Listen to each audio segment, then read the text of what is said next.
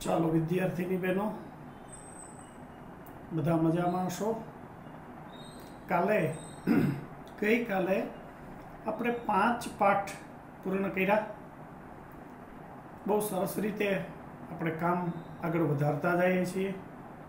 હવે તમે બધા એમાં રસ રુચિ ઉત્પન્ન કરીને સારી રીતે આત્મસાત કરતા હશો એમ માનીને આપણે આગળ વધતા જઈએ છીએ. આજે આપણે 6થો પાઠ શરૂ કરવાનો છે. પાઠ 6. તમારી ટેક્સ્ટબુક સંસ્કૃતનું પાઠ્યપુસ્તક ખુલ્લું રાખજો. સાથે સાથે એક પેન્સિલ પણ રાખજો કે જેથી કરીને અહીંયા પણ આપણે ક્રમ આપવાનું થાય તો આપણે એને સારી રીતે ક્રમ આપીને વાક્યને બરાબર સમજી શકીએ. 6થો પાઠ છે કાષ્ઠખંડ. કાષ્ઠ એટલે લાકડું અને ખંડ એટલે ટુકડો, લાકડાનો ટુકડો, એવું એનું ભાષાંતર છે. જોઈએ એની પ્રસ્તાવના. જુઓ તમે પેજ નંબર 26 ઉપર પાઠ છે એની પ્રસ્તાવના શરૂ કરીએ. પ્રાચીન ભારતીય શિક્ષણ પ્રણાલીમાં ગુરુ શિષ્યનું સાનિધ્ય મહત્વનું હતું. ગુરુકુળમાં નિવાસ કરીને વિદ્યા અભ્યાસ કરવાની પરંપરાને કારણે આખો દિવસ બંનેનો સાથ રહેતો. તેથી ગમે તે ઘડીએ અને ગમે તે સ્થળે ગુરુ પોતાના શિષ્યને જ્ઞાન પીરસવાનું રાખતા હતા. પ્રાચીન આપણી જે શિક્ષણ પદ્ધતિ હતી એ ગુરુકુળ શિક્ષણ પ્રણાલી હતી, જેમાં શિષ્ય ગુરુકુળની અંદર જતો હતો. અધ્યયન પૂરું થાય ત્યાં સુધી ત્યાંને ત્યાં રહેતો હતો. ગુરુ અને શિષ્યનો 24 કલાકનો નાતો રહેતો હતો. એ એકબીજાની નજીક રહેતા હતા. પછી એવું કંઈ નહોતું કે ભાઈ શિક્ષણ છે, અધ્યયન અધ્યાપન છે, એની પ્રક્રિયા વર્ગખંડમાં જ કરવી. ગમે તે ક્ષણે અને ગમે તે ક્ષણે ગુરુ શિષ્ય છે એ જ્યાંથી મન થાય ત્યાંથી શીખી લેતા હતા અને ગુરુ જે કાંઈ શીખતા હતા એ એના શિષ્યોને પીરસવાનું રાખતા હતા. એટલે વર્ગખંડની બહાર પણ શિક્ષણની આદાન પ્રદાનની પ્રક્રિયા થતી હતી, જે આજે સંપૂર્ણપણે બંધ છે. આ કારણે નિયત અભ્યાસક્રમનો પાઠ ભણવાની સાથે સાથે ક્યારેક સાહજિક રીતે અને ક્યારેક આકસ્મિક રીતે પણ શિષ્યોને જ્ઞાન પ્રાપ્ત કરવાનો અવસર મળતો હતો. આવું કરવાથી ક્યારેક સાહજિક રીતે અને ક્યારેક આકસ્મિક રીતે કંઈ કલ્પના ન હોય ત્યાંથી પણ જ્ઞાન મળે એવો પ્રસંગ પ્રાપ્ત થઈ જતો હતો. આ પરંપરા આજે પણ પ્રાચીન પદ્ધતિથી સંસ્કૃતનું અધ્યયન અને અધ્યાપન કરાવતી પાઠશાળાઓમાં અને ગુરુકુળોમાં સચવાયેલી છે. આવો જ એક પ્રસંગ આ પાઠમાં છે. નદીના કિનારે શિષ્ય સાથે ભ્રમણ કરતા ગુરુને આકસ્મિક રીતે નદીના પાણીમાં તરતો એક કાષ્ઠખંડ એટલે કે લાકડાનો ટુકડો નજરે પડે છે. કે તરત જ ગુરુની જે પ્રજ્ઞા છે, બુદ્ધિ, પ્રજ્ઞા એટલે બુદ્ધિ, પોતાના શિષ્યને એક મહત્વનું જ્ઞાન પીરસવા માટે સક્રિય બને છે. એ સમયે અને એ સ્થળે કોઈ ગુરુએ પોતાના શિષ્યને જે જ્ઞાન આપ્યું હતું તે આજે પણ એટલું જ પ્રસ્તુત છે. હવે એક નદીના કિનારે ગુરુ શિષ્ય છે એ ભ્રમણ કરતા હતા. આકસ્મિક રીતે, કુદરતી રીતે એ નદીના પાણીમાં એક લાકડાનો ટુકડો તણાઈને આવ્યો. એ કાષ્ઠખંડ લાકડાનો ટુકડો એના ગુરુએ જોયો. જોતાની સાથે એ ગુરુની જે પ્રજ્ઞા હતી, એ બુદ્ધિ હતી, એ બુદ્ધિએ એવું નક્કી કર્યું કે આમાંથી શિષ્યને કંઈક આપ્યા જેવું છે અને આપીને સાથે સાથે બોધપ્રદ છે, એને બોધ પણ મળે એવું છે. એટલે તરત જ એણે આ કામ શરૂ કર્યું. અત્યારે આ સમયની અંદર પણ આ કિસ્સો એટલો જ લાગુ પડે છે, એટલો જ પ્રસ્તુત છે. આગળ જાય. કાષ્ઠખંડ પોતાની જન્મકળાથી પાણીમાં તરવાનો ગુણ ધરાવે છે. આપણે જાણીએ છીએ કે લાકડાનો ટુકડો છે, સુકાયેલો હોય તો એ પાણીમાં તરી શકે છે, એનો ગુણધર્મ છે. સદભાગ્યે સમુદ્રને મળતી નદીના પાણીમાં આવી પહોંચ્યો છે. એ કાષ્ઠખંડ સદભાગ્યે જે નદી હતી એ નદી સમુદ્ર સુધી પહોંચવાની હતી એ પાણીમાં આવી ચડ્યો હતો. તેથી હવે આ કાષ્ઠખંડને રત્નાકર મનાતા સમુદ્રમાં પહોંચવાનું સ્વાભાવિક રીતે સૌભાગ્ય પ્રાપ્ત થવાનું છે આજે. પણ જ્ઞાની ગુરુની દ્રષ્ટિ આ સૌભાગ્ય પ્રાપ્તિના માર્ગમાં વિઘ્નો પણ જોઈ શકે છે. આ વિઘ્નો તરફ પોતાના શિષ્યનું ધ્યાન દોરીને ગુરુ જણાવે છે કે જો આ કાષ્ઠખંડ પોતાને આ વિઘ્નોથી બચાવતો રહે તો જ તે સમુદ્રમાં પહોંચી શકે છે, અન્યથા નહીં. એ લાકડાનો ટુકડો જે હતો એ નદીના પાણીમાં તણાતો જતો હતો. આજે એ પણ ધનભાગ્ય થઈ ગયો, કારણ કે એ નદીનો પ્રવાહ સમુદ્ર સુધી પહોંચવાનો હતો. અને એવું માનવામાં આવે છે કે સમુદ્ર છે એ રત્નાકર છે, રત્નોને બનાવે છે.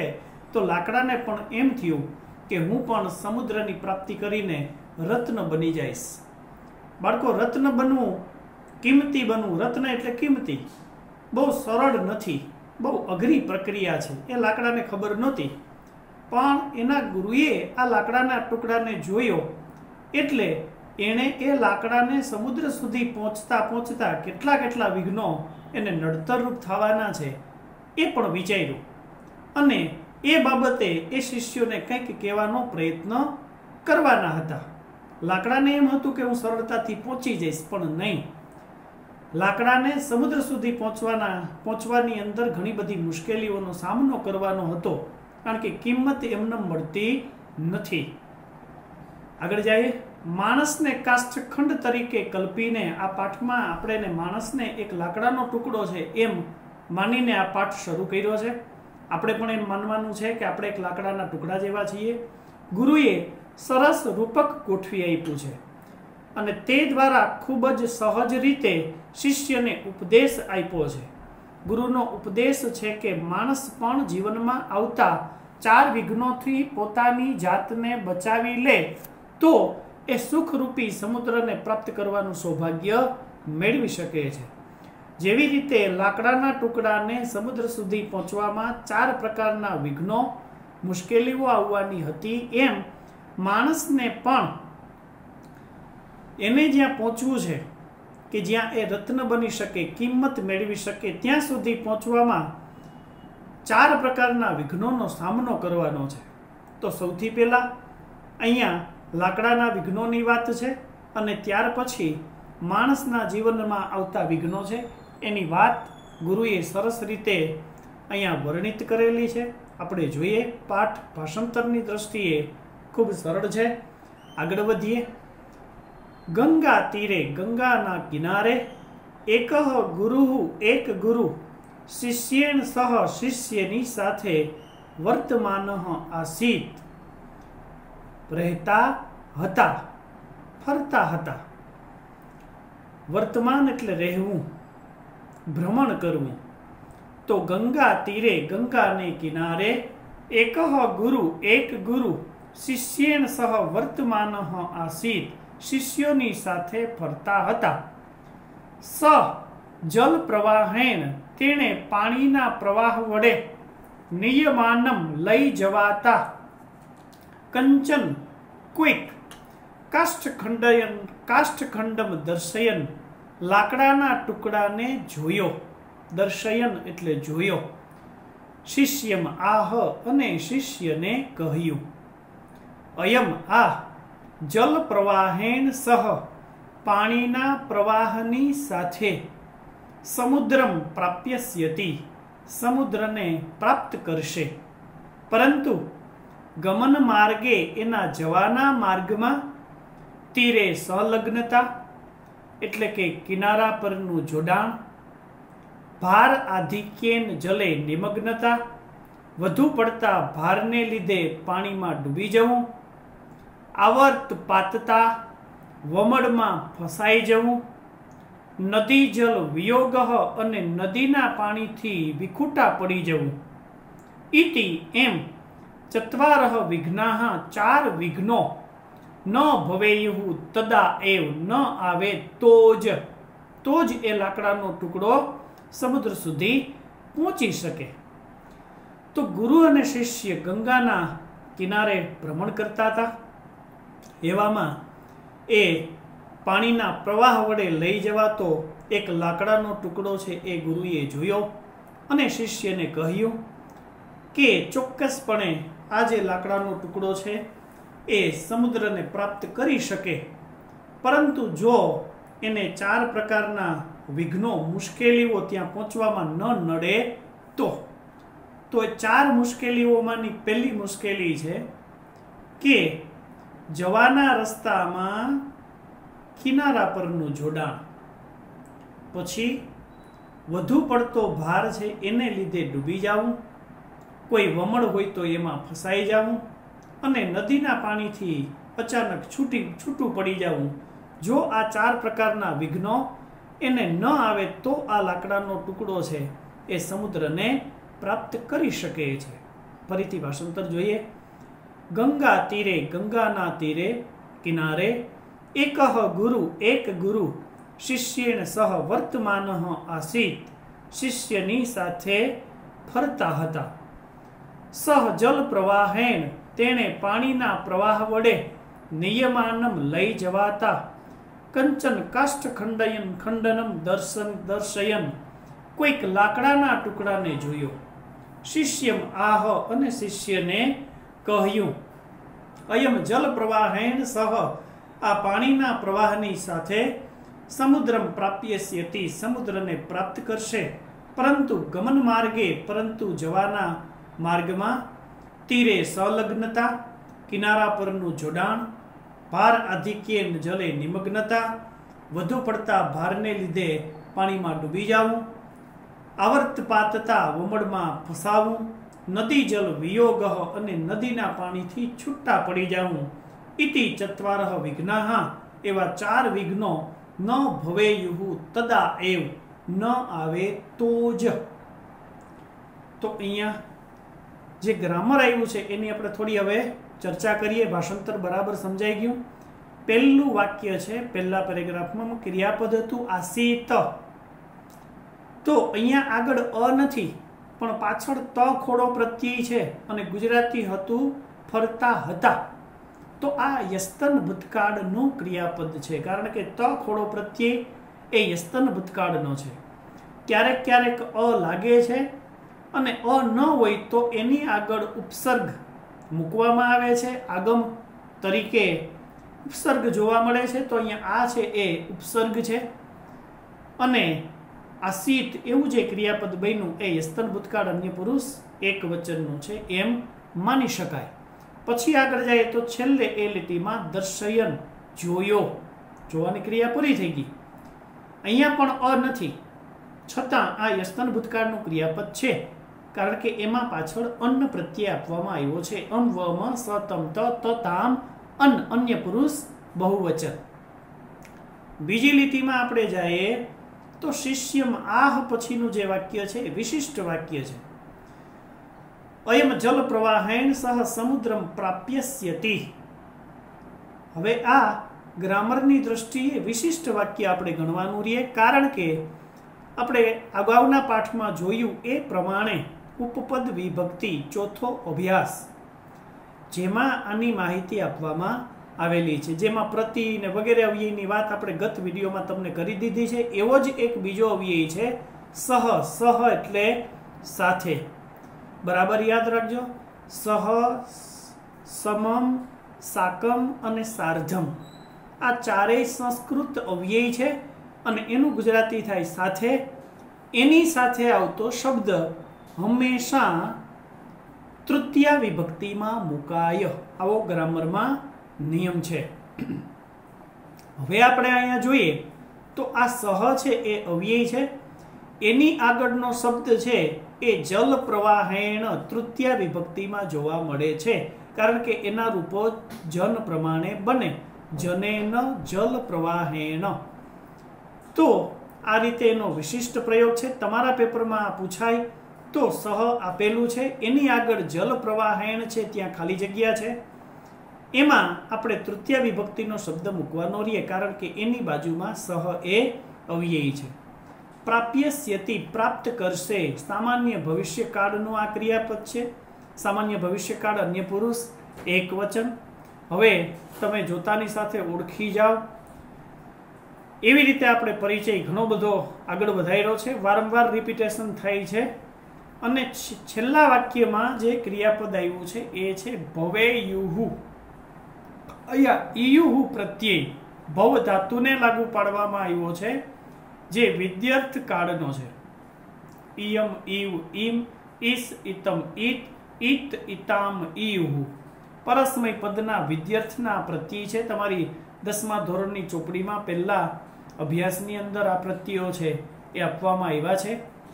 તો આપણી પરીક્ષામાં વિદ્યર્થ કાળ પણ પૂછાય છે અને વિદ્યર્થ કૃદંત પણ પૂછાય છે. બે અલગ અલગ છે, બે એકેય નથી. બેના પ્રત્યય પણ અલગ અલગ છે, પણ બે એક જ વસ્તુ બતાવવા માટે વપરાય છે. એટલે આ થોડું ધ્યાનમાં લેવું. તમે એ પ્રત્યય બરાબર રીતે આજે આ વિદ્યર્થનું રૂપ આ પાઠમાં આવ્યું છે, એટલે આપણે વિદ્યર્થના પ્રત્યય ચોપડીમાં આપેલા છે એ પાકા કરી લેશું, પરસ્મય પદ અને આત્મનેપદના. તો ઈહુ પ્રત્યય વાળું જે ક્રિયાપદ છે એ વિદ્યર્થનું છે. તો લાકડાનો જે ટુકડો હતો એ જો આ 4 પ્રકારના વિઘ્નો ન આવે તો સમુદ્રને મળી શકે અને એ રત્ન બની જાય. તો સૌથી પહેલા તો એને કિનારા પરથી પાણીમાં જોડાવવું પડે. જોડાણ હરખું ન થાય તો એ ત્યાંનો ત્યાં પડ્યો રહે. એનાથી આગળ જાય તો એનો ભાર જો વધી જતો હોય તો એના ભારને લીધે એ ડૂબી જાય છે, જેથી કરીને પણ એ સમુદ્ર સુધી પહોંચી શકતો નથી. એનાથી આગળ જાય, માની લો કે આ 2 વિઘ્નો પૂર્ણ થઈ ગયા, આગળ ગયો અને કોઈ વમળ આવ્યું, કોઈ મોટો ગુનો આવ્યો પાણીનો કે જ્યાં પાણી ચક્રી લગાવે છે, એમાં એ ફસાઈ ગયો તો પણ તળિયે જતો રહે. અને આગળ જતા નદીનો પાણીનો પ્રવાહ એકદમ વધારે થયો, મોટો થયો અને એ પ્રવાહ એને કિનારા ઉપર દૂર ફેંકી દે તો પણ ત્યાં ને ત્યાં પડ્યો રહે છે. આ પ્રકારના વિઘ્નો એને ન આવે તો એ સમુદ્ર સુધી જઈ શકે એમ એના ગુરુ એના શિષ્યને સમજાવે છે, સાથે સાથે આપણને પણ સમજાવે છે. આગળ જઈએ, બીજો પેરેગ્રાફ. ગુરુ અગ્રે ઉપદિશતિ, ગુરુ આગળ ઉપદેશ આપે છે. શિષ્યમ ગુરુ શિષ્યમ અગ્રે ઉપદિશતિ, ગુરુ શિષ્યને આગળ ઉપદેશ આપે છે. વયમ સર્વે માનવાહ, આપણે બધા માનવો, અપી પણ, કાષ્ઠખંડા ઈવ, લાકડાના ટુકડા જેવા જ છીએ. અસ્માકમ જીવનમ એવ નદી, આપણું જીવન એ નદી છે. પરિવારઃ પ્રવાહ રૂપઃ, આપણો પરિવાર એ એનો પ્રવાહ છે. તત્ર સ્નેહરૂપમ જલમ વહતી, ત્યાં સ્નેહરૂપી પાણી વહે છે. સ્વકીયે પરિવારે, પોતાના પરિવારમાં. જીવનમ જીવંતઃ, જીવન જીવતા. કાષ્ઠરૂપાહ વયમ, લાકડા જેવા, લાકડા સ્વરૂપ. વયમ આપણે. સુખપૂર્ણમ સંસાર રૂપમ સમુદ્રમ, સુખથી ભરપૂર એવા સંસારરૂપી સમુદ્રને અવશ્યમ પ્રાપ્તુમ શક્નુમઃ, ચોક્કસપણે પ્રાપ્ત કરી શકીએ. યદિ જો ચત્વારઃ વિઘ્ના ન ભવંતી, જો 4 વિઘ્નો ન આવે તો. આગળ લાકડાના વિઘ્નોની વાત કરી, હવે આપણા જીવનના વિઘ્નોની પણ અહીંયા ચર્ચા કરવામાં આવી છે. ફરીથી ભાષાંતર જોઈએ. ગુરુ અગ્રેહે ઉપદિશતિ શિષ્યમ, ગુરુ શિષ્યને આગળ ઉપદેશ આપે છે. અયમ સર્વે માનવાહ, આપણે બધા માનવો, અપી પણ, કાષ્ઠખંડા ઈવ, લાકડાના ટુકડા જેવા જ છીએ. અસ્માકમ જીવનમ એવ નદી, આપણું જીવન એ નદી છે. પરિવારઃ પ્રવાહ રૂપઃ, પરિવાર એ એનો પ્રવાહ છે. તત્ર સ્નેહરૂપમ જલમ વહતી, ત્યાં સ્નેહરૂપી પાણી વહે છે. સ્વકીયે પરિવારે, પોતાના પરિવારમાં. જીવનમ જીવંતઃ, જીવન જીવતા. કાષ્ઠરૂપા વયમ, લાકડા સ્વરૂપ આપણે. સુખપૂર્ણમ, સુખથી ભરપૂર. સંસાર રૂપમ સમુદ્રમ, આ સંસાર રૂપી સમુદ્રને અવશ્યમ પ્રાપ્તુમ શક્નુમઃ, ચોક્કસ પ્રાપ્ત કરી શકીએ. યદિ જો ચત્વારઃ વિઘ્ના, ન ભવંતી, જો 4 પ્રકારના વિઘ્નો ન આવે તો ગુરુ એના શિષ્યોને એમ કહે છે કે ઘડીકવાર એવું માની લઈએ કે આપણે બધા માનવો છીએ, એ લાકડાના ટુકડા જેવા છીએ, આપણો પરિવાર છે એ પ્રવાહ છે એમ માનો, એમાં સ્નેહ છે એ પાણી છે એવું તમે સમજો, આપણા પરિવારમાં જીવન જીવતા લાકડા જેવા આપણે સુખથી ભરપૂર એવા આ સંસારના સુખોને પ્રાપ્ત કરી શકીએ એમ છીએ, પરંતુ જો 4 પ્રકારના વિઘ્નોથી આપણે બચી શકીએ તો, નહીતર નહીં. જો લાકડું પણ બચી ન શકે તો એ સમુદ્રને પ્રાપ્ત ન કરી શકે, એમ આપણે પણ 4 પ્રકારના વિઘ્નોનો સામનો કરવાનો છે, તો જ આ સુખરૂપી સુખથી ભરપૂર એવા સંસારને આપણે માણી શકીએ. તો આ રીતે આપણે એને સમજવાનું છે, તો આ સંસાર છે એ આપણને મીઠો મધુર લાગે, અને નરસિંહ મહેતાની જેમ આપણે પણ એવું કહી શકીએ કે મારું વનરાવન છે રૂડું, મારે વૈકુંઠ નથી રે જવું. તો એ જ કારણ કે નરસિંહ મહેતાને આ સંસાર છે એ ખૂબ સુખથી ભરપૂર લાગ્યો હતો, જેથી વૈકુંઠ કરતાં પણ આ સંસારમાં રહેવાનું એ વધુ પસંદ કરતા હતા. એમ આપણે પણ આ વિઘ્નોથી બચી જઈએ તો આ સંસાર છે એ આવા સુખોથી ભરેલો છે, અને જેની અનુભૂતિ અને પ્રાપ્તિ આપણે કરી શકીએ. ચાલો હવે વ્યાકરણ જરાક જોઈ લઈએ ફરીથી પાછું. ઉપદિશતી ક્રિયાપદ આવ્યું હતું પેરેગ્રાફમાં પહેલા, તી પ્રત્યયવાળું, જે વર્તમાન કાળ, અન્ય પુરુષ એક વચનનું છે. શિષ્યમ એવું નામનું રૂપ આવ્યું હતું, જન પ્રમાણેના રૂપો બને, દ્વિતીય વિભક્તિ એક વચનનું રૂપ છે. માનવાહા આવ્યું હતું, જે પ્રથમા વિભક્તિ બહુવચનનું જન પ્રમાણે રૂપ બને એટલે એ છે. અસ્માકમ આવ્યું હતું, એ અસ્મદ સર્વનામનું રૂપ છે ષષ્ઠી વિભક્તિનું. હવે આગળ જાય તો વહતી ક્રિયાપદ ઉપદિશતી જેવું હતું, જે પણ વર્તમાન કાળનું છે. અને વયમ, જે અહમ આવામ વયમ અસ્મદ સર્વનામનું પ્રથમા વિભક્તિ બહુવચનનું રૂપ છે. સમુદ્રમ એ પણ દ્વિતીય વિભક્તિ એક વચનનું રૂપ છે. અને ત્યાર પછી આવ્યું હતું પ્રાપ્તુમ, તુમ પ્રત્યય પાછળ આવ્યો. ગઈકાલના વિડીયોમાં આપણે જોયું હતું કે જેની પાછળ તુમ અને ઇતુમ લાગે એ સંબંધક ભૂત કૃદંત છે એવું તમારે સમજવું. શકનું મહ, મી વહ મહ વર્તમાન કાળ, પ્રથમ પુરુષ અને બહુવચનનું આ ક્રિયાપદ છે. અને છેલ્લે આવ્યું ભવંતી અંતિ પ્રત્યય, જે વર્તમાન કાળ, પરસ્મય પદ, અન્ય પુરુષ, બહુવચન છે. ચાલો આગળ જઈએ પેરેગ્રાફમાં. જીવને कीदृशाः विघ्नाः भवन्ति इति शिष्यः अपृच्छत्. જીવનમાં કેવા વિઘ્નો આવે છે એમ શિષ્યએ પૂછ્યું.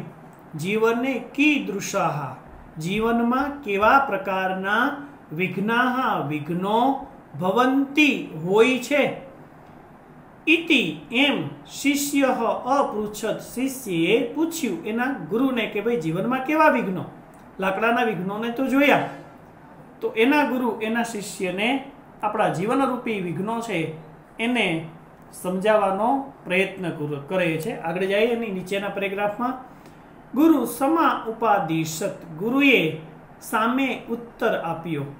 નદી રૂપે જીવને, આ નદીરૂપ જીવનમાં આહાર, નિંદ્રા, ભય આદયઃ વગેરે તીરભૂતાઃ સંતિ, તીરની જેમ રહેલા છે.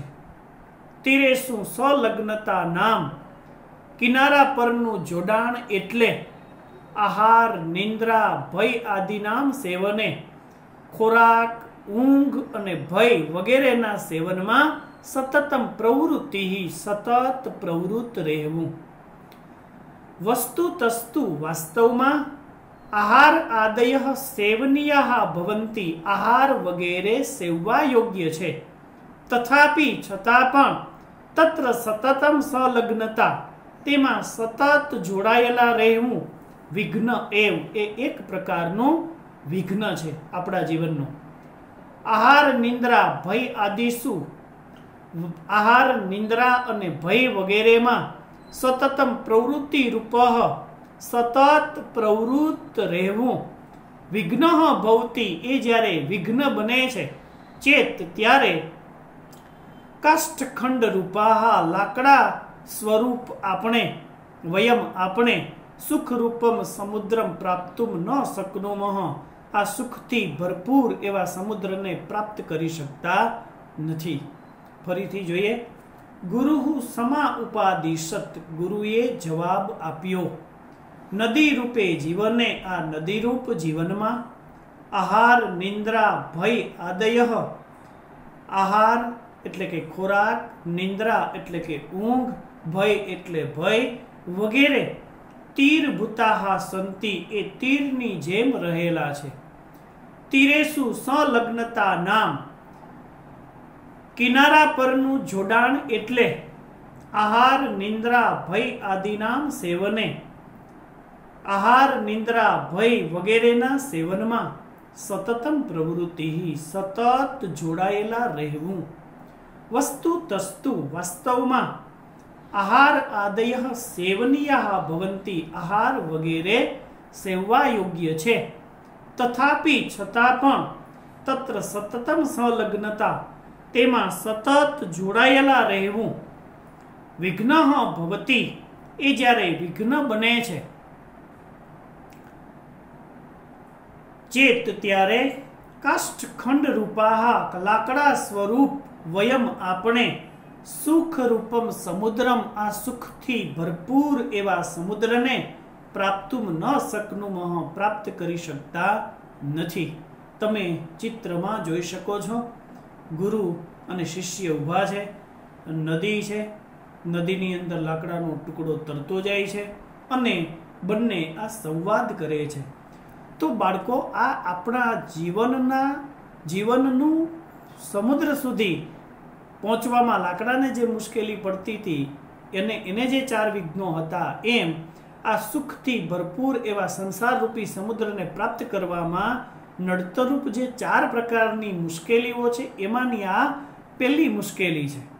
एना गुरु एना शिष्यने एम कहे छे कि आहार निंद्रा अने भय एटले के खोराक लेवो ऊंघ करवी अने डर राखवो आ जरूरी छे।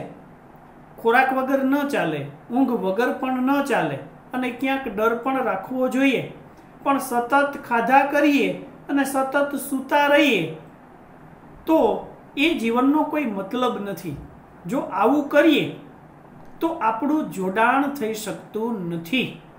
जेम लाकड़ू पाणीमां किनारा परथी नदीना किनारा उपरथी जोड़ाई न शके एम आपणे पण आ संसार रूपी समुद्र ने प्राप्त करवामां आपणे एमां जोड़ाई शकता नथी। खावुं पीवुं अने सूवुं आ कांई आपणा मानवनुं जीवन नथी।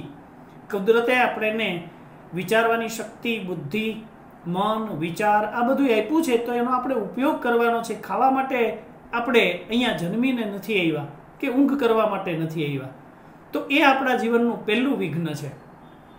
एमां सतत ने सतत जे माणस परोवायेलो रहे छे जेथी करीने ए बराबर रीते पोतानुं जोडाण करी शकतो नथी अने ए मात्र किनारा उपर ज पड्यो रहे छे ए ज विघ्न बने छे जेथी करीने आपणे लाकड़ा स्वरूप आपणे आ संसार रूपी समुद्र जे सुखथी भरेलो छे जेने प्राप्त करी शकता नथी।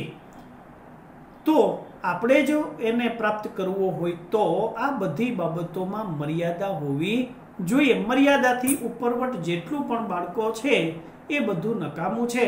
पछी ते सारी बाबत होय तो पण भले अने खराब बाबत होय तो पण भले। अहींया त्रीजी लीटीमां आ पेरेग्राफमां जे वाक्य छे के वस्तु तस्तु आहार आदयः सेवनीयाः भवन्ति खुराक वगैरे सेववा योग्य छे। आ वाक्य तमारा पेपर में खाली जग्याना स्वरूपमां बोर्डमां पूछायेलुं छे। सेवनीयाः त्यां खाली जग्या जोवा मळे छे। सेववा योग्य शा माटे अहींया आ सेवनीयाः आव्युं कारण के आहार आदयः आदयः एटले वगैरे वगैरे एटली बहुवचનમાં જતું રહીએ तो आ बहुवचनનું रूप छे जेथी करीने सेवनीया एवं रूप नामનું અહીંયા મૂકવામાં આવેલું છે।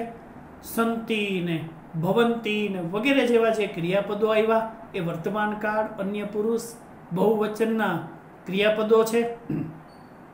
અને બાકી બધા નામના રૂપો છે, અગાઉ આપણે જોઈ લીધા છે.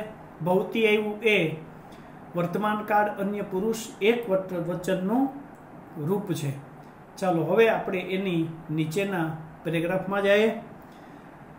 સામાજિકો વ્યવહાર ભાર રૂપો ભવતી. સામાજિક વ્યવહાર એ ભારરૂપ બને છે. યદ્યપિ છતાં પણ સામાજિક વ્યવહાર સર્વત્ર એવ બધી જ જગ્યાએ અપેક્ષિતો ભવતી જરૂરી છે. પરંતુ તે શક્તિ અતિક્રમ્ય ન ભવેત, શક્તિનું ઉલ્લંઘન કરીને ન હોવો જોઈએ.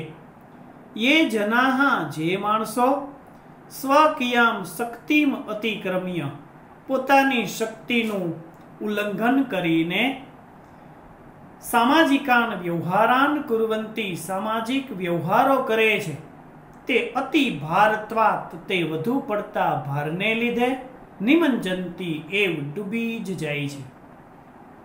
નિમંજિતઃ જનઃ અને ડૂબેલો માણસ સુખમયમ સંસાર સમુદ્રમ પ્રાપ્તુમ ન શક્નોતિ આ સુખથી ભરપૂર એવા સંસાર રૂપી સમુદ્રને પ્રાપ્ત કરી શકતો નથી. બહુ સરસ મજાની વાતો છે બાળકો.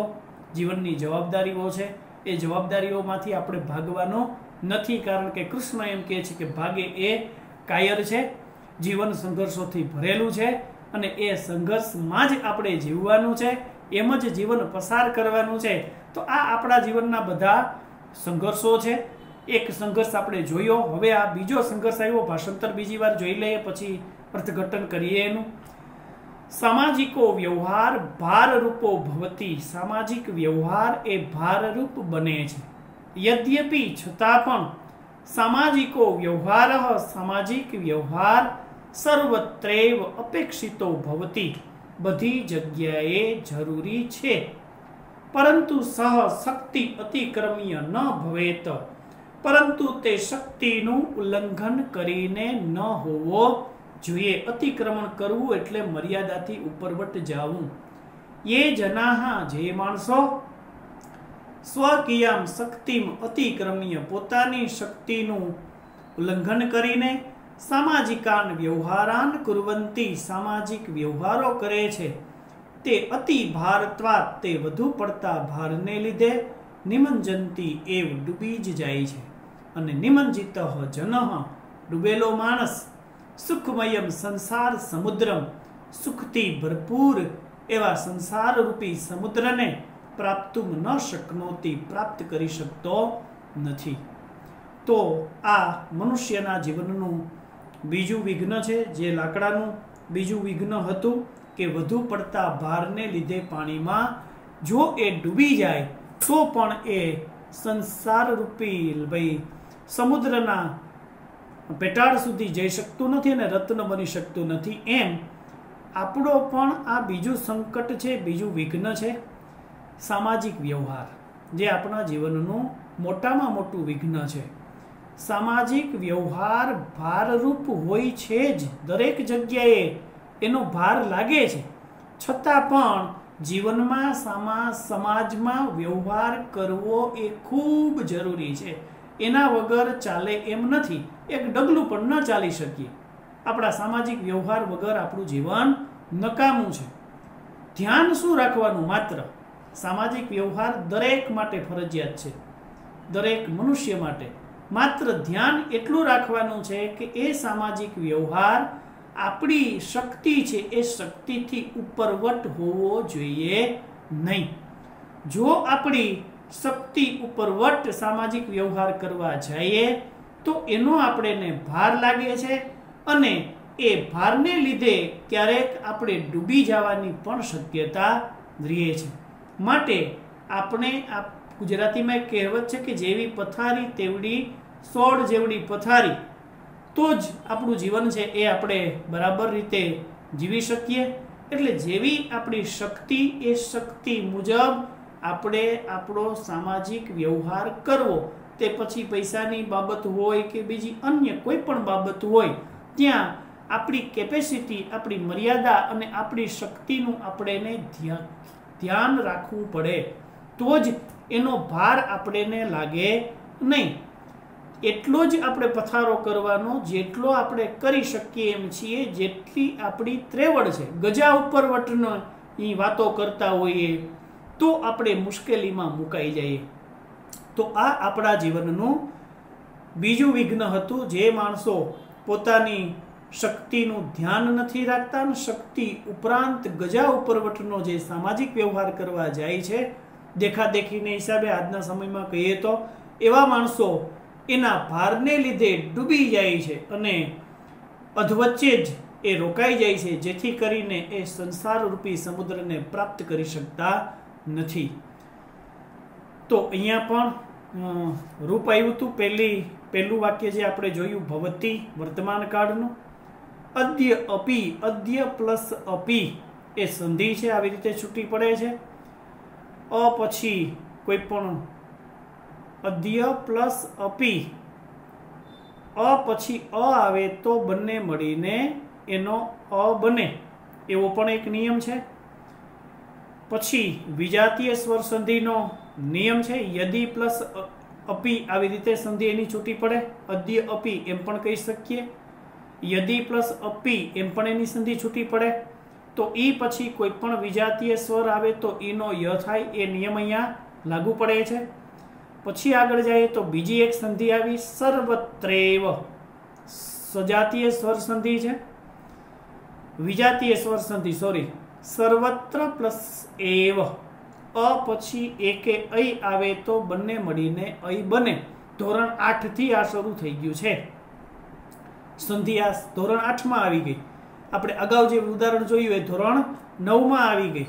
શક્તિ અતિક્રમ્ય, શક્તિનું ઉલ્લંઘન કરીને ઈને અતિક્રમ્ય કૃદંત છે, સંબંધક ભૂત કૃદંત, પાછળ ય પ્રત્યય છે. ભવેત વિદ્યર્થનું રૂપ છે. ઈત પ્રત્યય છે, વિદ્યર્થ પરસ્મય પદનો હમણાં આપણે જોયા હતા.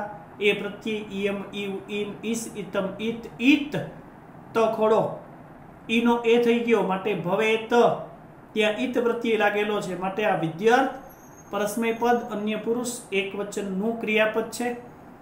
અતિક્રમ્ય એ પણ સંબંધક ભૂતકૃદંત છે, અગાઉ આપણે જોઈ લીધું છે એને. નિમંજંતી અંતિ પ્રત્યય છે, કુર્વંતીમાં પણ અંતિ છે, એ બંને વર્તમાન કાળના રૂપો છે.